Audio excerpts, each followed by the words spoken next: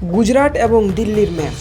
গুজরাট রাশিদ খানের দল শুরুতে ব্যাটিং করে 210 রান করে।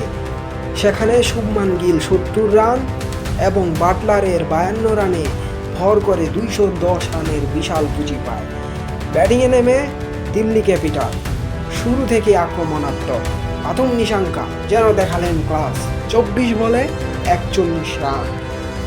রাহুল বুঝতে দেননি তার দল এত বড় টার্গেট তারা করছে। 52 বলে 92 রান। যখনই মনে হচ্ছিল রাহুল 52 বলে 92 রান, এখন তো 100 করবেন। জাতীয় দলে তো অনেক বাজে সময় গিয়েছে, আইপিএলের ময়দানে এবারে সুযোগ, কিন্তু 100 করতে পারেননি। এক ক্যাচ তুলে দেন জস বাটলারের হাতে। তখন তার ওয়াইফ আথিয়া শেঠি যেন একদম ভেঙে পড়লেন। আথিয়া শেঠি মনে করিয়ে দেয় তিনি সুনীল শেঠির মেয়ে। একজন ওয়াইফ হিসাবে রাহুলকে সেঞ্চুরি না করতে দেখে ভেঙে পড়েন।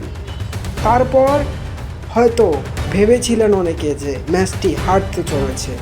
মাত্র 2 ওভারে 38 রান, ভাবা যায় এমন রান কি আর তারা করতে পারবে? মাঠে নেমে কিলার মিলারের ঝমক। 2 ওভারে 38 রান কি নিতে পারবে? মাঠে নেমেই কিলার মিলারের ঝলক। 20 বলে 41 রান, 3টা 6 মারেন, 3টা 4 মারেন, হাতের মুঠো নিয়ে আসেন। শেষে যখন 3 বলে 8 রান লাগে তখন স্ট্রাইকে গিয়ে 6 মারেন কিলার মিলার। কিন্তু যখন 2 বলে 2 রান লাগে তখন 1 বল ডট হয়ে যায়। তিনি ইচ্ছাকৃতভাবেই রান নেননি, কারণ নন স্ট্রাইকের যে আছে সে যদি 1 রান না নিতে পারে ম্যাচটি ড্র হবে, তাই ড্র করতে দিবেন না মিলার। 1 বল ডট দিলেন কিন্তু রান নিবেন না, কারণ পরের বলেই তিনি 1 বলে 2 রান নেবেন। কিন্তু তার শেষমেশ 1 বলে 2 রান আর নেওয়া হলো না।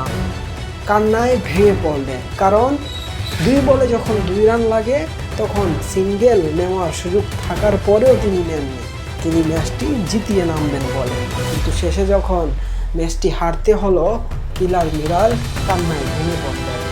রাশিদ খানরা তাকে সাহস দিলেও মনে মনে তো রাশিদ খান নিজের দল জেতায় খুশি হয়েছেন। শুভমান গিল টেন্ডুলকারের ফিউচার জামাই যাকে বলা হয়, অসাধারণ ম্যাচ জিতে অনেক খুশি।